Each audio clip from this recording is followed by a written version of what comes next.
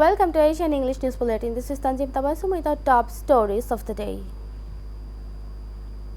Prime Minister Sheikh Hasina today asked all concerned to work for raising the education rate as she unveiled the higher secondary certificate and equivalent examinations results.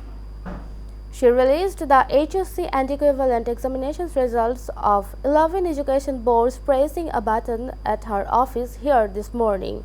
The combined pass rate stood at 85.95%. Among the passed candidates, a total of 1,76,282 got GPA 5.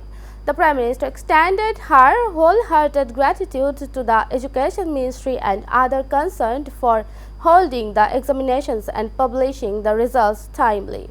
The Prime Minister said her government had increased the education rate to 65.5% after assuming power in 1996, but the rate decreased to 44% during the last BNP government.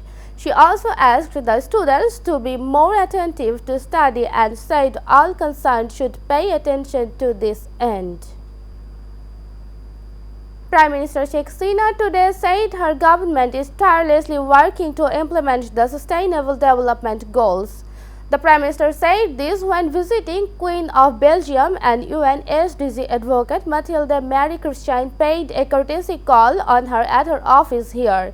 Referring to the Russia-Ukraine war, the Prime Minister said the entire world has become unstable and the inflation rate has gone up due to the war.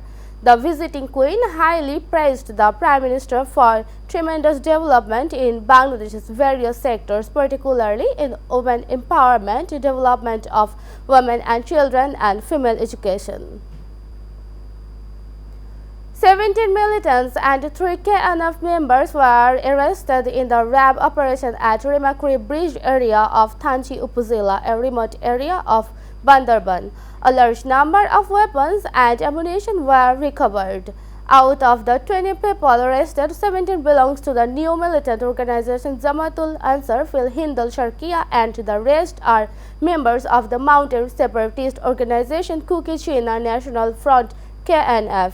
Commander Khandakar Al-Moin confirmed the matter in a press conference at Meglasthal RAB office on Wednesday morning. At the time, he said several militants and members of Hill separatist organizations have been arrested in the RAB operation, and after filing a case against them, they have been handed over to the police.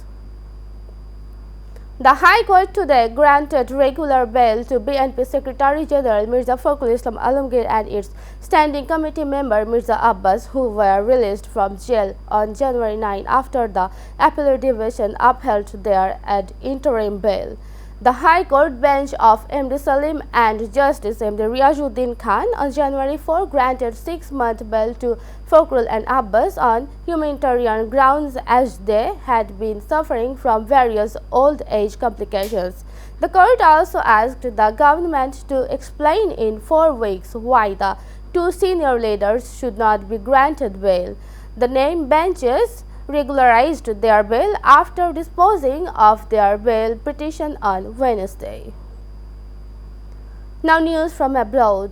Families in southern Turkey and Syria spent a second night in the freezing cold on Wednesday as overwhelmed rescuers raced to pull people from the rubble 2 days after a massive earthquake that killed more than 9,600 people. In Turkey, dozens of bodies, some covered in blankets and sheets and others in body bags, were lined up on the ground outside a hospital in Hatay province. Many in the disaster zone had slept in their cars or in the streets under blankets, fearful of going back into buildings shaken by the 7.8 magnitude tremor, already Turkey's deadliest since 1999, that hit in the early hours of Monday. Rescuers there and in neighboring Syria warned that the death toll would keep rising as some survivors said help had yet to arrive. This is it for now. Please stay tuned to Asian News and visit www.asiantvonline.com. Stay safe.